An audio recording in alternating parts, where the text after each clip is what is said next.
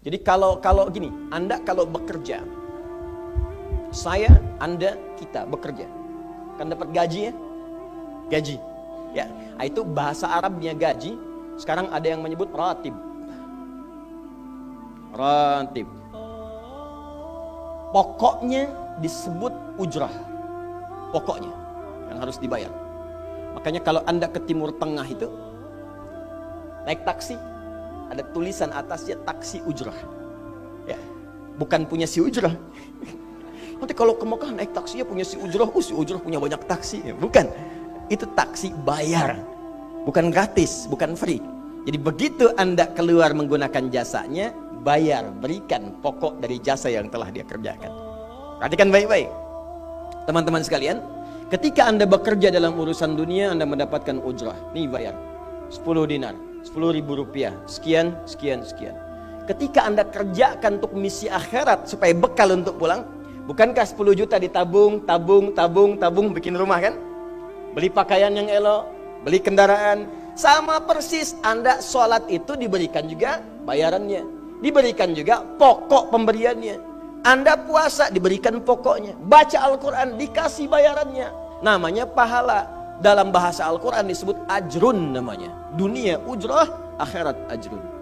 Lahum ajrun ghairu mamnun. Ajrun. Berapa ukurannya? Minimal 10. Turun Quran surah ke-6 ayat 160. Ya, kita keluarkan supaya terukur. Ya. Setiap pekerjaan dunia menjadi nilai akhirat punya poin. Pekerjaannya disebut hasanah namanya. Ya. Amal solehnya disebut hasanah. Siapa yang mengerjakan di dunia pekerjaan punya nilai akhirat, amal soleh namanya hasanah. Setiap hasanah punya poin 10. Man jaa bil hasanati falahu asyru amthaliha.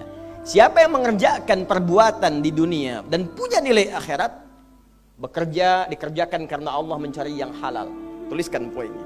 Salat, tuliskan poinnya. Setiap pekerjaan 10. Hitungannya 1 keduanya 500 tahun, 2 ketiganya 500 tahun, 3 keempatnya 500 tahun. Jadi jangan menghitung 1, 2, 3 terlalu sedikit. Ya. Di hadis Muslim saya sering katakan ke masjid saja dapat 25 poin baru nyampe. Jarak 1 kedua 500 tahun. Jadi kalau ada yang tidak sholat dalam sehari, 1 kali sholat kehilangan 10 pahala kali 500 tahun. Dia kehilangan pahala 5.000 tahun. Ya. Dosanya berapa? Nah, makanya sering kita bermohon begini, ya Allah, jadikan semua perbuatan duniaku punya nilai akhirat supaya ditampakkan di akhirat.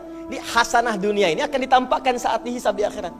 Makanya sering kita katakan, ya Al-Baqarah ayat 201, wa minhum may yaqulu rabbana atina fid dunya. Ya Allah, jadikan semua kegiatan duniaku hasanah. Namaku sudah hasanah ya Allah. Perbuatanku belum tentu. Ya sudah suami namanya Hasan, ya istri Hasanah, anaknya Husna, ya kan? Yang laki-laki Husain, tuh. Semua kumpul. Tapi kalau pekerjaannya tidak demikian menjadi amal soleh, nggak terkumpul ini. Ya, dan akhirat pun nampakkan lagi hasanahnya. Maka diteruskan ayatnya, wa fil akhirati hasanah. Makanya saat di akhirat itu ditampakkan, faman ya'mal mithqala dzarratin khairan yarah. Ya, makanya kalau mau mithqal, yang khairan yarah, jangan yang syarran yarah. Ya, pada yang baik-baik, miskol tahajud, miskol untuk baca Quran, ya, miskol untuk bisa tilawah, miskol untuk mengingatkan puasa sunnah, itu khairan yarah. Ya, miskol pada yang tidak bagus tinggalkan, itu syarran yarah. Ini balik sini. Maka dapat kita nilai ini kembali kepada Allah, kumpulkan semua ini. Tinggal nanti tergantung Anda mau punya rumah di yang mana daerahnya. Komplek yang elit. Di Indonesia di sini Jakarta ada Pondok Indah. Ada beberapa tempat-tempat yang lainnya, elit kalangannya, Menteng, dan seterusnya. Maka di surga pun ada komplek yang elit-elit. Ada Firdaus, ada surga Aden, ada macam-macam. Tinggal Anda cari bekal yang serius, turunkan kemudian ke bumi. Cuman sayang, dari sekian waktu yang Allah berikan disebut dengan ajal, menjadi batasan kita untuk beramal. Setiap kita dibatasi oleh waktu. Seperti Anda pun bekerja dunia, bukankah ada waktunya? Waktu produktif untuk bekerja, setelah itu ada masa pensiunnya. Dalam bahasa Arab, sesuatu yang kita kerjakan dengan batas dan setelah hilang batasnya, selesai aktivitasnya, disebut dengan ajal namanya. Maka Allah membuat ketentuan, kita pun tidak abadi di bumi. Setiap kita punya batas waktu. Kalau selesai dinas kita dan pulang kita untuk mempertanggungjawabkan semua yang kita kerjakan di sini. Maka turun Quran surah ke-7 ayat 30 berapa? 4 untuk menggambarkan ini. Walikulli ummatin ajal, fa idza jaa ajaluhum la yastakhiruna sa'ata wa la yastaqdimun. Setiap umat seluruhnya tanpa kecuali itu pasti punya batas waktu untuk beraktivitas dan selesai pulang. Aktivitas kita ketika bergerak mencari kehidupan ma'isyah, pekerjaannya disebut dengan asya.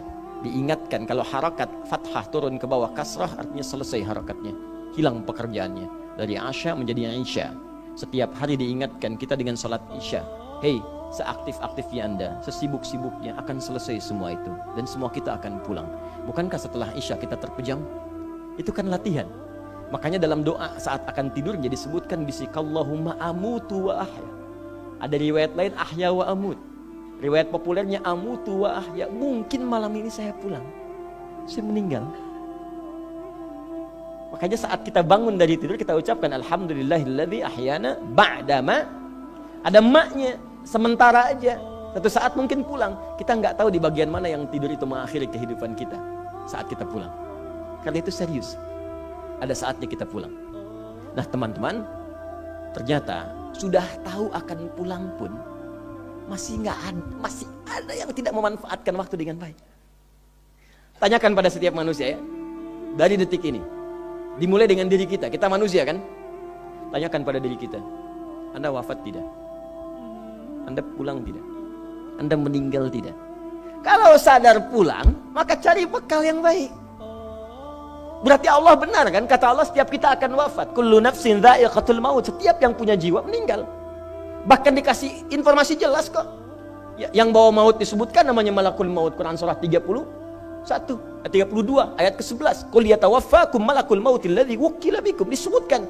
Bayangkan ya, kurang jelas apa lagi? Disebutkan punya waktu namanya ajal, akan wafat disebutkan, yang bawa wafat kematiannya disebutkan malaikatnya. Cara wafatnya disebutkan, Quran surah 89 ayat 27 sampai 30. Ya ayyatuhan nafsul mutmainnah, itu yang tenang, yang dahsyat dipukulin malaikat juga ada. Ya, Quran surah 8 ayat 50 itu ada sambil dipukulin malaikat. Ya. Maaf teman-teman sekalian, ini sudah jelas semuanya. Jadi aneh manusia itu.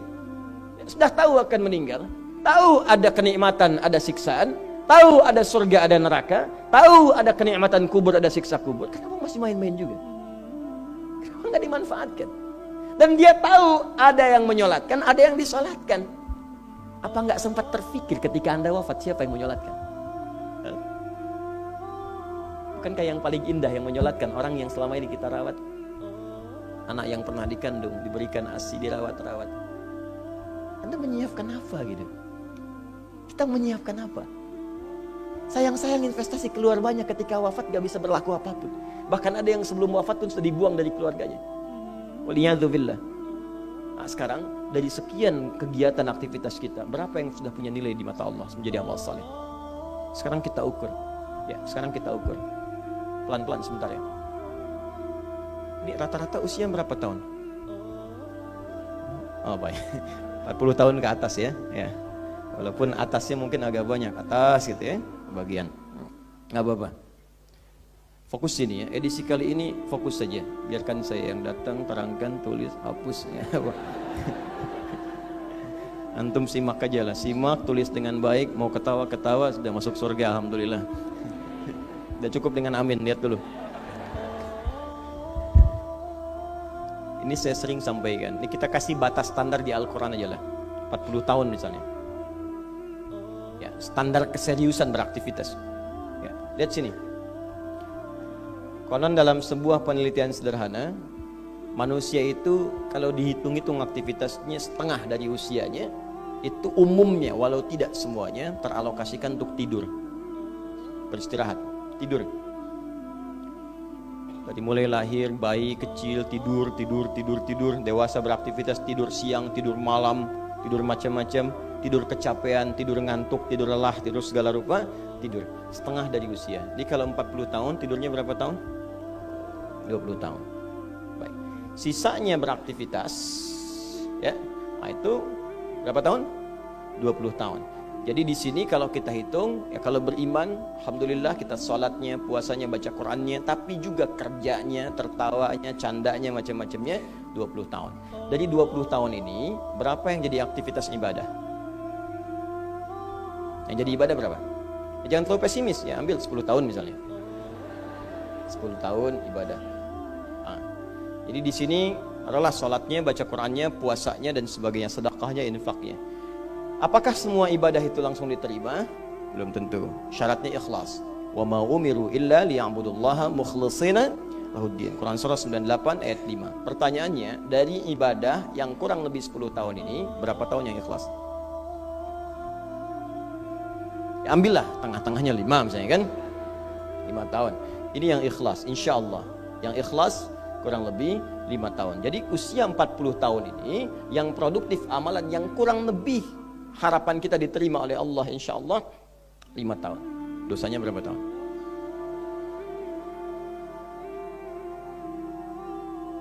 Dan masih bisa tertawa. Dan masih mengharap surga. Masih ingin ke surga Firdaus. Masih ingin mendapatkan segala hal yang istimewa. Sementara kita sadar, gini caranya begini. Coba ucapkan dengan kalimat yang lantang bahwa Anda tak punya dosa. Kalau tak mampu, berarti punya dosa. Ucapkan Anda sudah siap ke surga. Kalau tak mampu, amalnya masih kurang. Jadi kalau sudah merasa amal masih kurang, dosa banyak, terus masih main-main juga. Sudah tahu usia sudah di atas ini, ada yang 50, 60 tahu, waktunya sedikit. Yang kemarin-kemarin banyak yang sia-sia. Jadi kalau yang kemarin-kemarin kurang, masa sisanya masih dikurangi juga? Anda 40 tahun, 50 tahun, 60 tahun. Sekarang anak 4, 5 tahun, bahkan matanya buta, ada laki-laki, ada perempuan, sudah jadi penghafal Quran. 5 tahun hafal Quran. Belum baligh. Dan berharap punya bekal di hadapan Allah. Kemarin sahabat saya, Syekh Ali Jabir, ya, datang ke Bekasi. Cerita tentang Kaila, anak 5 tahun, mata buta. Murajaah hafalan Quran sehari 5-7 juz. Dikatakan oleh beliau, Kaila, apa enggak capek terlalu banyak? Kamu kan punya uzur di hadapan Allah. Allah Maha memahami keadaan kamu. Apa enggak lelah? Saya malu justru kepada Allah kalau kurang daripada itu. Anak 5 tahun mengulang hafalan Quran setiap hari 5-7 juz, dan malu kalau kurang di bawah itu sebagai bekal untuk menghadap Allah. Anda diberikan kesempatan sampai lebih daripada 50 tahun, lebih daripada 40 tahun, lebih daripada 20 tahun. Dan sampai kesempatan itu, sampai hari ini pun untuk baca pun belum punya waktu. Dan Anda mengharap surga, Anda siapa?